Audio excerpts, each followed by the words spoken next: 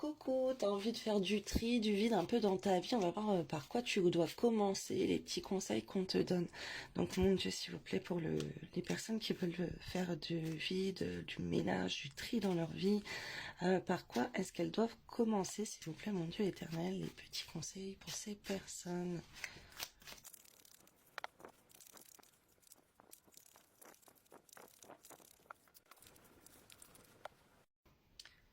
Je désencombre mes relations. Prenez une feuille et notez le nom des personnes que vous fréquentez régulièrement. Conjoint, conjointe, amis, parents, collègues. Puis réfléchissez à chacune de ces relations. Ressentez-vous un certain stress en pensant à l'une de ces personnes? Pourquoi? Auriez-vous la possibilité de discuter de votre mal-être avec la personne en question? Ou pourriez-vous décider de moins la voir? Un tri relationnel, peut-être dans tes contacts sur les réseaux sociaux ou autres, dans ton téléphone. Qu'est-ce qui me met en joie? Aujourd'hui, faites la liste de tout ce qui vous procure du bonheur, sport, voyage, petites choses du quotidien. Essayez de noircir toute une feuille avec ce qui vous passe par la tête. Puis prenez le temps de relire vos idées et voyez comment faire de la place à ce qui vous rend heureux, heureuse.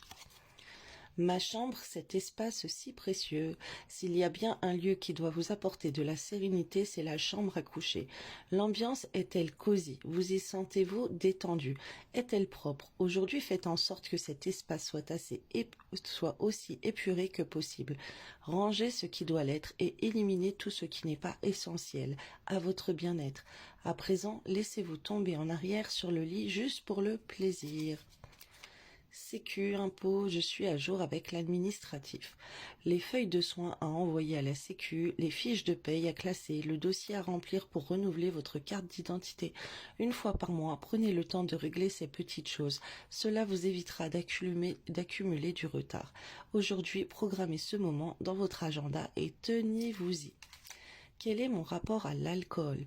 Prendre la voie du minimalisme, c'est se défaire de tout ce qui entrave nos libertés de penser, que ce soit la surconsommation, les relations toxiques ou les dépendances parfois invisibles.